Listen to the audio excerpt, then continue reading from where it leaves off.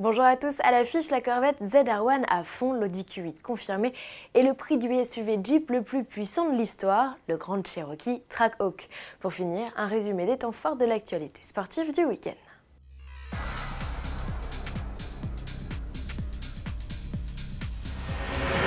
Battre des records au Nürburgring ou produire le bolide le plus rapide qui soit, deux défis devenus quasi obsessionnels chez un paquet de constructeurs. Corvette, par exemple, a récemment voulu démontrer que la VMAX annoncée sur la fiche technique de sa nouvelle ZR1 lors de sa présentation en novembre 2017 n'était pas fantaisiste. Pour cela, la firme a emmené son bolide au V8 cylindres de compressé de 765 chevaux sur le circuit allemand de Papenburg. Au terme des deux runs effectués, l'un à 346 km/h, l'autre à 338, ils ont retenu une vitesse moyenne maximale d'un peu plus de 341 km/h. La fiche technique tablait sur 338 km/h, promesse tenue. Et puisqu'il est question de bolide américain, focus sur le SUV le plus puissant à ce jour sur le marché, le Grand Cherokee Trackhawk. On le sait, sa carrière ne se limitera pas au pays de l'oncle Sam. Il débarquera en France à l'été. À quel prix? Comptez 120 000 € pour profiter du V8 cylindre de 707 chevaux. Avis aux intéressés, il n'y en aura que 30 exemplaires commercialisés cette année sur le marché français. Découvrez le mastodonte jusqu'au 24 mai au Motor Village des Champs-Élysées.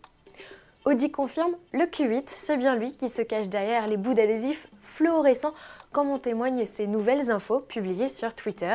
Préfiguré par le concept Q8 présenté en 2017, ce SUV coupé, rival du BMW X6, sera présenté en juin à Shanghai. Ils l'ont fait, Robert Puyal et François Allain ont bouclé le Tour Auto 2018 à bord de leur Citroën de chevaux type A, un défi que le modèle engagé en 1951 n'avait pas réussi à relever.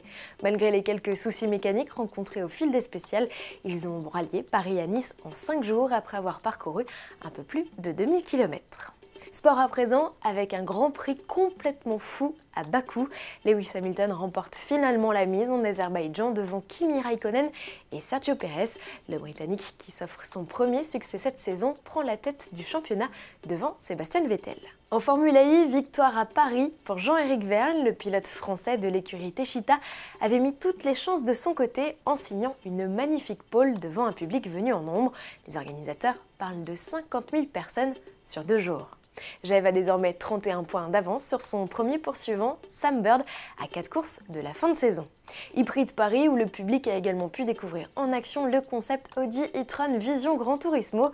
Le bolide 100% électrique de 815 chevaux était emmené pour l'occasion par Dindo Capello, triple vainqueur des 24 heures du Mans.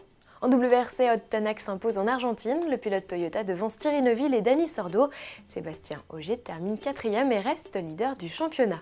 De son côté, Sébastien Loeb signe un podium sous la neige au Portugal. Et oui, l'Alsacien prend la 2e place, un résultat identique que celui réalisé lors de la manche d'ouverture à Barcelone il y a quelques semaines.